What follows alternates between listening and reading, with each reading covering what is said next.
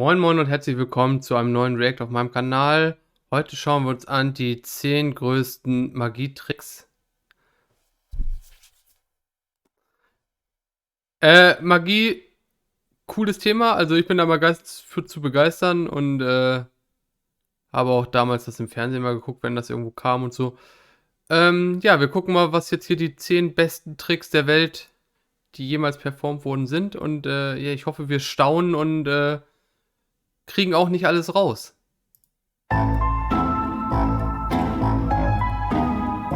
In an era of science and enlightenment, magic has been totally debunked.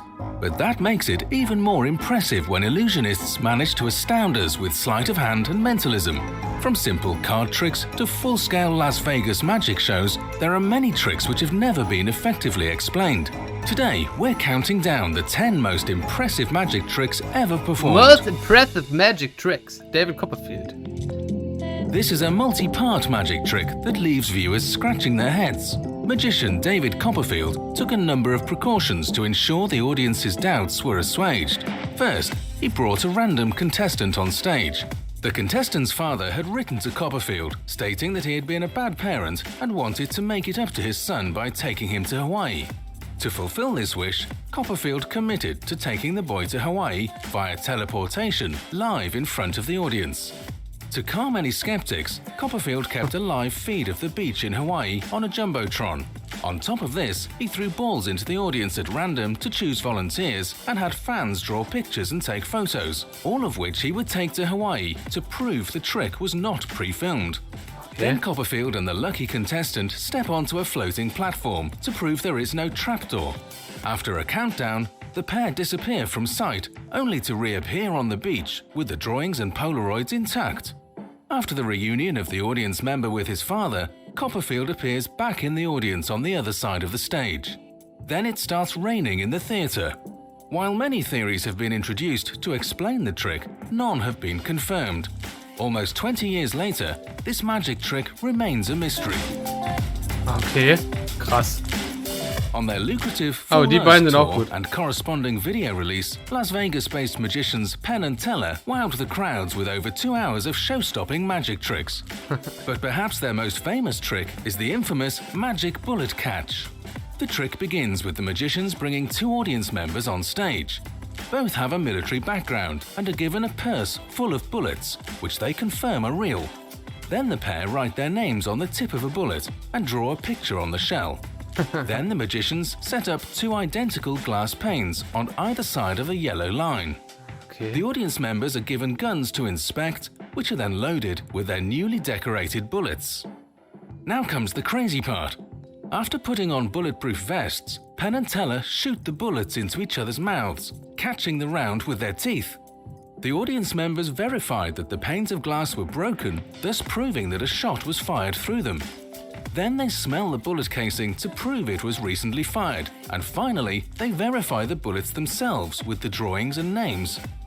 While Penn and Teller bring a new approach to this trick, variations have been in practice since at least the 1500s.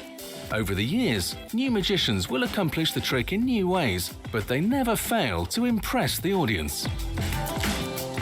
Okay, das ist ja krass, Alter. The Indian rope trick Oha, rose von in jetzt. popularity in the 1890s as explorers told tales of East Indian men who could climb an unsupported rope into thin air. The trick usually goes through several predictable steps. The conjurer sits cross-legged in an open space. He throws one end of a coil of rope into the air and about 15 feet of it remains stiff, like a pole. An assistant climbs the rope and balances himself at the extremity. At a word from the conjurer, he vanishes and is discovered in a basket or comes running into the crowd from a distant spot. Then at a signal, the rope crumples to the ground. There is a more colourful version than this which insists that the conjurer pretends to be angry with the assistant. He climbs up the rope with a knife between his teeth, and on reaching the top, both he and the assistant disappear. Agonising screams are heard from above. Then a leg falls, and an arm, another leg and arm together with the remainder of the boy's body. The conjurer reappears and climbs down the rope, covered with blood. He assembles the limbs and trunk, which at once becomes complete and alive. The rope crumples and is packed away in a basket. the trick is still alive after more than a century, with several prominent figures offering more than $400,000 to see it explained. Okay. Krass. Ah, hier wieder Ben und This Teller. is another Die beiden. classic from Penn and Teller's Fool Us tour. It is a relatively simple trick, but that doesn't make it any less amazing. This illusion is performed exclusively by the often mute Teller. He appears on a low-lit stage with a carving knife and a single flower, which is front-lit by a bright bulb, projecting its shadow onto a screen behind Teller. Silently, Teller approaches the flower. Rather than cutting the leaves off of the flower directly, he pierces his knife into the screen. Miraculously, as he cuts off the leaves on the screen, the exact same leaves fall from the flower. The audience gasps as he moves from leaf to leaf, slowly dismantling the flower. Finally, Teller goes in for the kill. He pierces the budding flower's shadow, and its petals fall off one by one. Penn has stated that no one knows how shadows is done, and no one will ever figure it out. So far, that challenge remains intact. Rumours circulated that a Dutch magician was performing a similar trick, but this was quickly debunked. It is also allegedly the trick that led Teller to remain silent on stage, because he believes it helps the viewer to concentrate on the trick rather than on his speech. David Berglas is considered one of the forefathers of modern magic. His secret technique of locating a particular card within a pack has been described as the holy grail of card magic. He was one of the first magicians to appear on UK television. Okay. His namesake trick is also called Any Card at Any Number.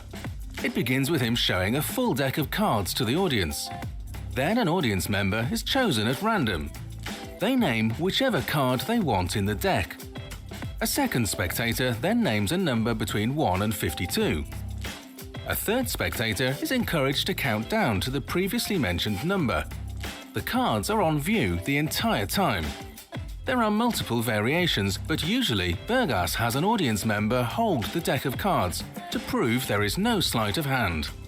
Invariably, however, after the third member counts down the number of cards, he pulls up the first audience member's card.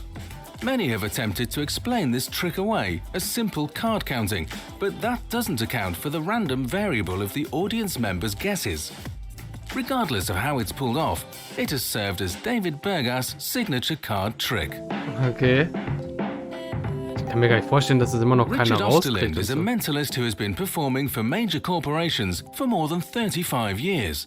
He has appeared at the Sheraton Great Wall in Beijing, the Hotel de Paris in Monte Carlo, the Casa de Campo in the Dominican Republic, and many other luxury resorts around the world. He is a speaker, author, teacher of magic and mentalism, and creator of many magic effects. He may not be a household name, but Richard is very well known with the mentalist and magician community. Potentially his best trick is the penny bender, wherein he asks an audience member to scratch a penny on both sides using a key. This is to verify that he is using the same penny and not switching it out with a decoy. Then, before the audience's eyes, he bends the penny in his palm using only his index finger. Osterland has had NFL players and bodybuilders attempt to bend the penny, but they cannot. This trick, like many others, is still unexplained. Okay. David Blaine is an American magician, illusionist, and endurance artist. He is best known for his high-profile feats of endurance and has set and broken several world records. Blaine innovated the way magic is shown on television by focusing on spectator reactions. His idea was to turn the camera around on the people watching instead of the performer, to make the audience watch the audience. This is perfectly illustrated in his trick, pulling teeth. In a crowd of people, Blaine finds a volunteer and somewhat gruesomely pulls their teeth from their mouth. Onlookers gasp as he holds the teeth in his hand, and the volunteer remains stunned. Blaine then ups the stakes by placing the loose teeth in his own mouth and spitting them back into place. The audience absolutely loses control at this point, as he has just performed the impossible. Of course, some posit that the volunteer is actually a planted assistant, but that doesn't explain the mechanics of moving and replacing the teeth in their mouth. This deviates from Blaine's main attractions, which usually involve feats of dehydration, asphyxiation, or extreme cold. His pulling teeth trick is a good old-fashioned illusion. Nicht schlecht, ey. The Krasser chop cut Scheiß. routine brought much acclaim to British magician Paul Daniels in the early 80s. He was awarded the prestigious Magician of the Year award by the Hollywood Academy of Magical Arts in 1983. He also won the Golden Rose of Montreux in 1985. Daniels begins by picking a volunteer from the audience. The volunteer is asked to keep their eyes on a tiny white ball throughout the trick. Using an ordinary cup, Daniels launches into a rapid-fire routine wherein the ball appears beneath the cup, in Daniels' hand, and everywhere in between, seeming to break the laws of physics. He then plays the trick out in slow motion with the same results. The audience is impressed, but the biggest trick of all comes when Daniels replaces the ball with a lemon. Though the trick is relatively simple, it is buoyed by Daniels' showmanship.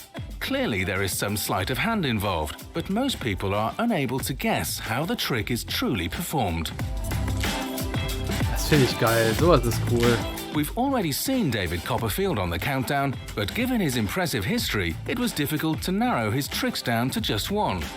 The most successful magician in history, Copperfield has racked up $1 billion in career earnings, busted 10 world records, and amassed a whole host of awards for his work as a theatrical entertainer. While floating unsupported and making the Statue of Liberty miraculously vanish were dazzling feats, there is one trick so endemic to Copperfield's legend that he legally purchased the rights to the illusion: the Death Saw. It was originally performed in his 1988 special, The Magic of David Copperfield, the Bermuda Triangle. The trick has been recreated so many times in popular culture that it's hard to believe the genesis was so recent. In this world-class illusion, the magician lies flat on his stomach on a board as a whirring saw blade swings towards him. The blade bisects Copperfield at the midriff, only for his assistants to push the two halves back together. Copperfield then rises for his prestige, whole and unscathed. While it's been proven that Copperfield relies on an assistant to function as his lower half, the trick is still classic and has set the tone for much of modern magic. Coins, Liu Junge. Chen is a Taiwanese magician and is credited to be the only Taiwanese magician to perform in Hollywood's Magic Castle. He is commonly referred to as Taiwan's most renowned magician. Liu Chen first became interested in magic at the age of 7 when he was attracted by a magic shop while shopping with his aunt. He proceeded to enter and saw the shopkeeper make coins disappear, and when confronted, the shopkeeper pulled a lollipop from behind his ear. From then, he began working on his magic skills, and at the age of 12, he won Taiwan's Youth Magic Contest, which was judged by world-famous magician David Copperfield. In an interview, Liu Chen said that this win was profoundly meaningful for me. It encouraged me to carry on my magic show dream. It showed me that my efforts could eventually lead to success. Perhaps his most distinctive trick is called coins.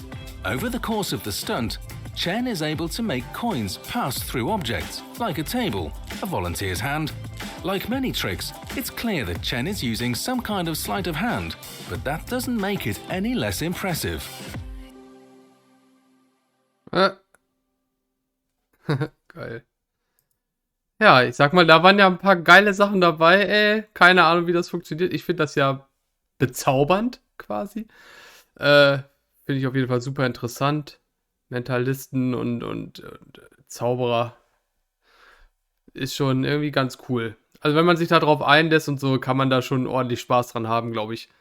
So eine Show muss man wahrscheinlich mal irgendwie live in Las Vegas gesehen haben, denn ist das bestimmt alles noch viel pompöser und so. Richtig geil. Ja, auf jeden Fall waren es 10 richtig coole Tricks. Magie pur. Ja, nicht schlecht. Ich hoffe, ihr lasst ein bisschen Magie auf meinem Kanal. Schreibt in die Kommentare, ob es euch gefallen hat, ob wir nochmal ein Video davon gucken wollen. Checkt die anderen Videos aus, besucht mich auf Twitch und dann sehen wir uns im nächsten Video. Bis denn. Tschüssi.